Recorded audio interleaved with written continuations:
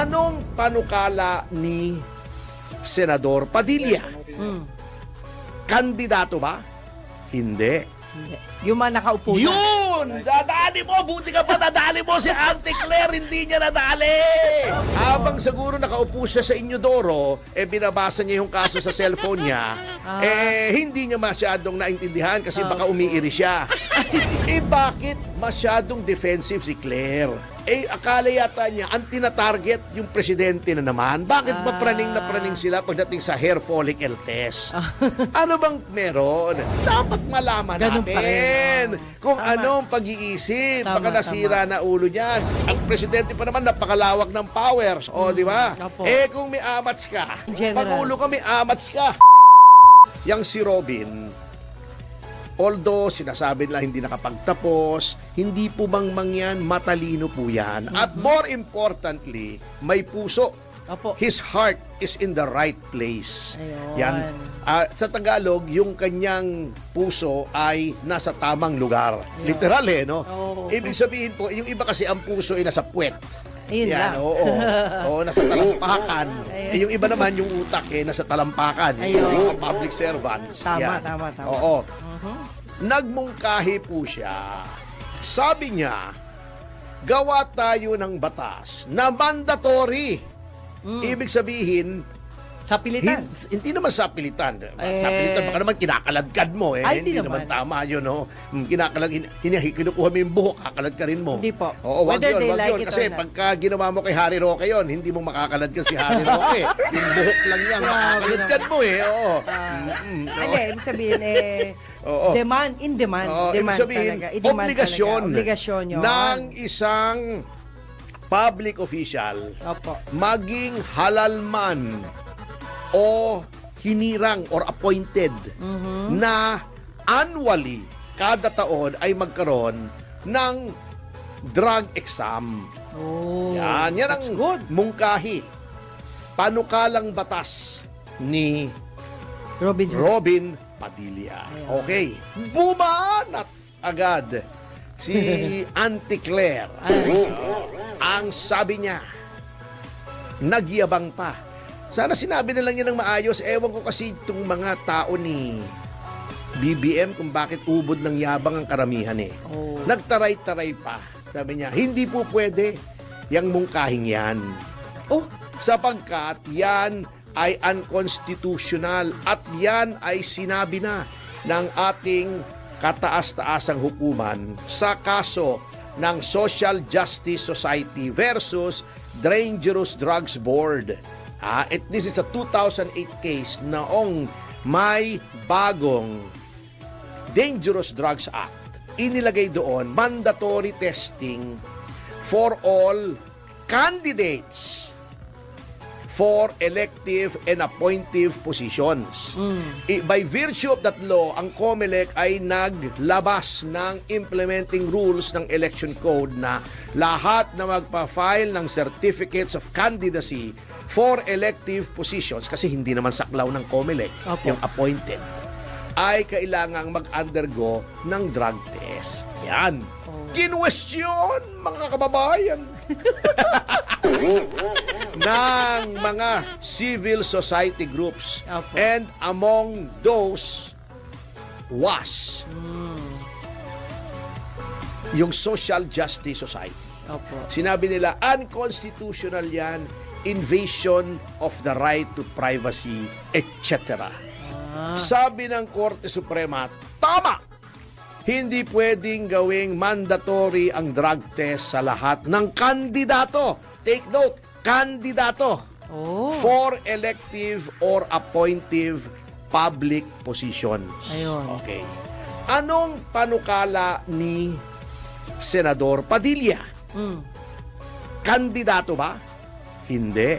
Hindi. Yung mga nakaupo na. Yun! Dadali mo! Buti ka pa nadali mo si Auntie Claire, hindi niya nadali! Opo. Habang siguro nakaupo siya sa Inyodoro, binabasa niya yung kaso sa cellphone niya, hindi niya masyadong naintindihan kasi baka umiiri siya. Ang linaw naman Bakit? Ang linaw na sinabi ni Senador. Okay. Oo. Anong sinabi ng Korte Suprema kung bakit sinabi nila, they held na unconstitutional yung mandatory drug testings sa kandidato for elective or appointive officials. Dahil kandidato, hindi pa po undeclare sila public official. Ayun. Sa mga tuwid bagay, not being public officials, sila ay mga pribadong mamamayan. Yeah.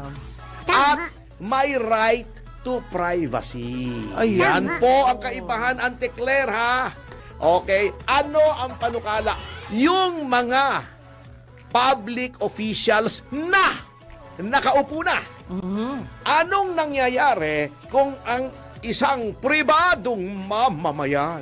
Bakit ba ganito ako? Para akong tumutula. Galing kaya yata sa Batangas.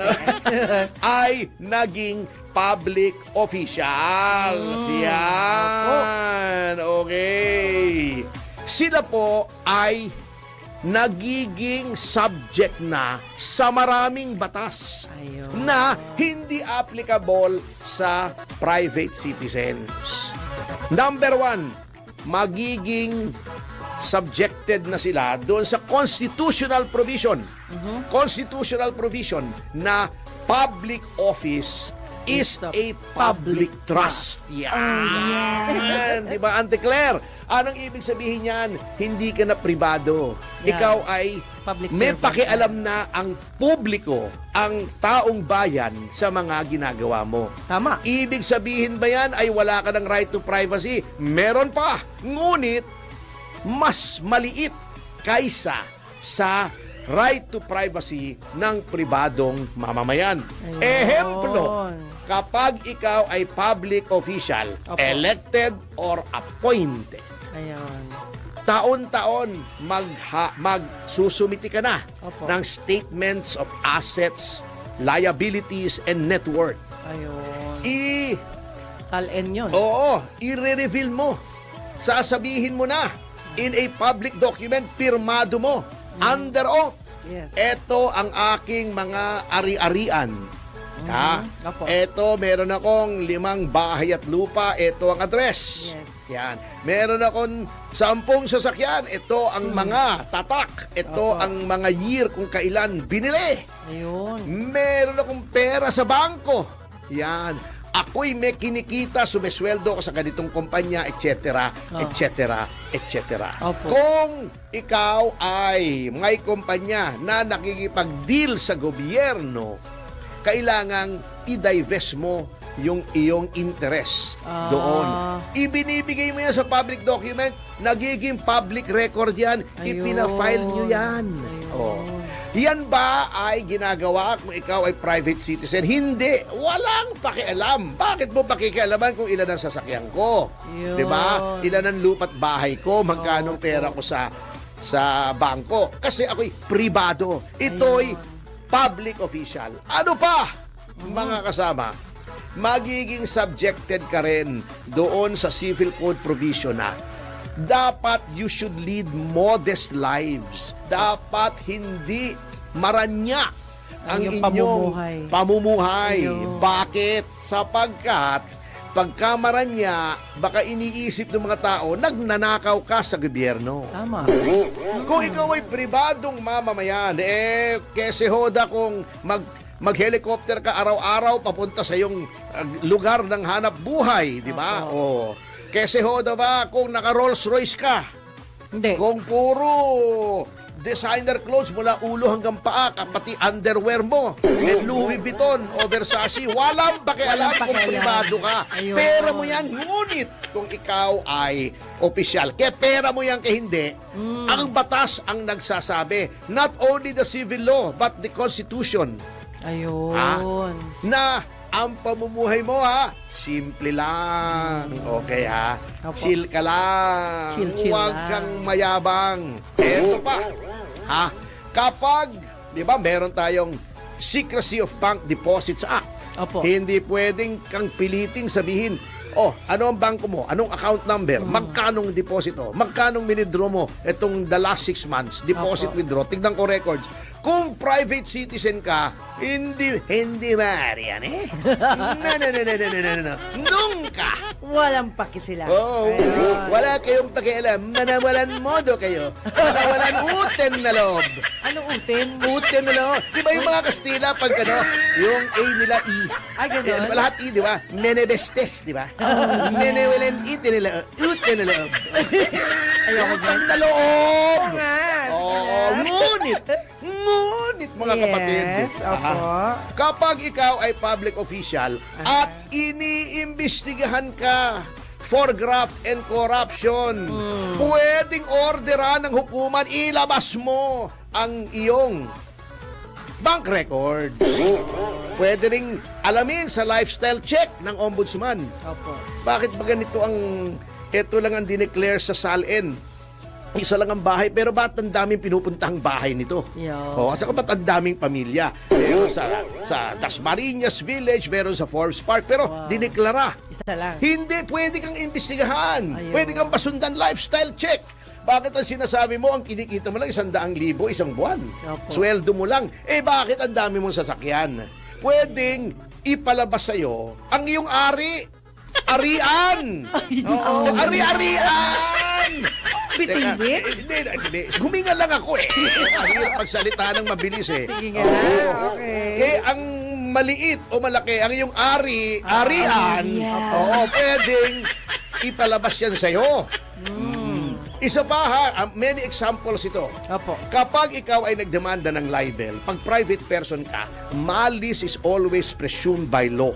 Yung akusado ang magpapatunay, walang mali siya. Oh. Ngunit, kapag ikaw ay dinemanda ng public official ng libel o cyber libel, Opo. malice is not presumed. Ang burden of proof is on the public official na ipatunayan na may malis. Bakit? Kasi nga, ikaw ay public official. Ayun. Kita nyo, so yung zone of privacy mo ay sa public official ay lumiliit. Anong reason? Kasi sabi, alam nyo, Auntie Claire, sana nakinig kayo kung sinabi man sa inyo ng profesor nyo. Hindi ko makalimutan yung sinabi sa akin ng aking professor, first year law. Opo. Si former Court of Appeals Presiding Justice Pompeo Diaz, na anak ng isa ring naging justice ng Court of Appeals, ng Supreme Court pala. Court, Oo, okay. matalinong tao. Opo. Sabi niya sa amin noon, batang-bata kami, do not just memorize the law. Itong sabi niya, know the reason for the law, because he who knows the law and knows not the reason for the law knows not the law at all. Oh. Yan. Ano ang reason kung bakit meron itong mga batas na ito na applicable lamang sa public official? Bakit? Dahil ba gusto nating magmarites? Kung ilan ang bahay, ilan ang lupa, ilan ang kotse, di ba? Magkanong pera sa bangko? Hindi. Sapagkat may interest ang publiko na malaman Yun. kung anong ginagawa ng mga ito na maaaring makaapekto sa kanilang Posisyon. posisyon, yung discharge Discharge, yes. of their duties and functions as public official. Correct. Halimbawa, mayor.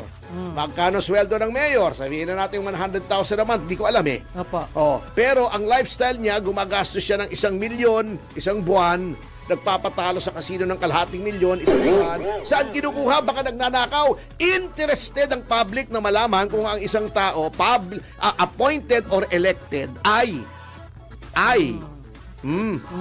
magnanakaw sapagkat it affects the discharge of their functions. Okay. Okay. Pati private life, may code of conduct for public officials. Opo. Privado, halimbawa si Victor, Oh. maraming girlfriend. Oh. Pribadong mamamayan, wala tayong pakialam dyan. Buhay niya yan, di ba? Ayun. O maraming asawa. Etong Etong si Victor, wala tayong pakialam dyan. It's his life. Sampo. Marami kang asawa, di marami kang biyanan. Pasensya. Ay, attorney. Pero, Ah. teka muna, patapusin mo muna ako. Pero, kapag ikaw ay public official, may pakialam ang taong bayan kung Ayaw. ikaw ay maraming asawa. Kahit personal mo na yan, bakit? Paano mo natutustusan Lahat yung sila. lahat ng asawa mo? Oo. Siguro, nagnanakaw ka. Ipaalam mo sa amin kung nagnanakaw ka o hindi. Okay? Anong koneksyon doon sa mandatory drug test kung ikaw ay public official na? Sapagkat kung ikaw ay gumagamit ng droga, alam naman nating lahat, common sense, Anti-Claire, Ayaw natin yan. affected ang pag-iisip mo. Sa Di ba? decision. Congressman ka. Gumagawa ka ng batas, bangag ka. Oh. O hindi maayos yung magiging batas na Tama, gagawin tama. mo. Pulis ka. Adik ka. Kung bakang mamaril ka bigla dyan. Kasi nasira na ulo mo sa shabu. Kung interesado ang taong Publika. bayan dyan. Because, again, public office is a public trust. Nakalagay sa konstitusyon. Yun po ang reason dyan. Bakit masyadong defensive si Claire? Ba't di niya alam? Hindi lang yun. Ang tingin ko, kaya ganyan siyang defensive, akala yata niya, ang tinatarget yung presidente na naman. Bakit ba praning na praning sila pagdating sa hair follicle test? Ano bang meron? Kung yung pulis, di ba di na drug test yan? Correct. Di ba may drug test yan? Bakit ang presidente, ang vice-presidente, ang mga senador o ang mga congressmen, bakit hindi dapat i-drug test? Kung ang vice-presidente, adik, maaaring pumalik ka sa presidente, dapat malaman Ganun pa natin rin. kung Tama. anong pag-iisip. Tama, Baka nasira na ulo niyan. Kung yung presidente, yung Ganun din. decision, ang presidente pa naman napakalawak ng powers. Correct. Pwede ka mag-declare war, pwede ka mag-declare ng martial law, di ba? Opo. Kung may amats ka, hindi ko sinasabing si Pangulong Marcos, ha? Opo. In general. In general. Pangulo ka, may amats ka. Pag Paktay. sabi mo, amats mo, tinawag mo yung may nagsumbong sa'yo, Sir, yung mga Chinese, binubuli na naman tayo. Ganon, may amats ka. Paputukan nyo ng kanyon yan. Tama. Ilubog nyo yung mga barko. Luko-luko yung mga inchik na yan. Opo. Di nagkakirap Yun, tayo. yun. Yun po, Anti-Claire, ang reason. Sa Amerika nga po, pag nagpapacheck up ang presidente, sinasabi sa publiko kung anong naging resulta. Di ba? Binabatikos nga si Biden kasi meron palang cancer, hindi naman sinasabi. Kaya yun po ang dahilan, Anti-Claire, kung bakit kailangan ng drug test. Hindi ko sinasabing hindi unconstitutional, ha? Hindi ko rin sinasabing constitutional. Ngunit, para sabihin ninyo na unconstitutional yan, wala pa pong ruling ang ating Korte Suprema. Ayun. Hindi po kayo sa Korte Suprema. Nag-i-style Tito Soto na naman kayo at saka Rizzo Ontiveros at saka Kiko Pangilinan na akala ninyo kayo ang Korte Suprema. Wala pa po. Number 2, Anti-Claire, mahalay po. Hindi ko sinasabing pagmumukha nyo, Mahalay na ang executive ay nakikialam sa legislative process. Huwag kayong magkomento na sasabihin nyo agad, hindi pa nga pinapasok yung bill, hindi pa nga pinagdadebatihan, unconstitutional. Hayaan yung sila ang magdebate. Bakit? Separation of powers po, Anti-Claire. Kung sabihin ni Robin Padilla, alam mo, Anti-Claire, huwag kang masusot ng ganyang ng ganyang Damit, yung halimbawa. damit, mukha kang tipaklong. Hindi ko sinasabing yung ganun nga. Example lang po yun. Lalo na kung kulay green, mukha kang tipaklong, huwag ka magsusuot ng ganyang damit, yung may ganun, di ba? Opo, Yung tama. parang palikpik, di ba? Hindi ba magagalit ka? Kasi trabaho mo yan bilang spokesman ng Pangulo, executive function yan. Opo. Di ba? Huwag nyo pong pakikialam, very unseemly na pagkinakikialaman nyo yung mga ginagawa ng mga legislators. Halal po ng bayan yan, wala naman ni isang taong bumoto sa inyo. Yeah. Eto, napakarami, tens of millions of people voted for Robin Padilla.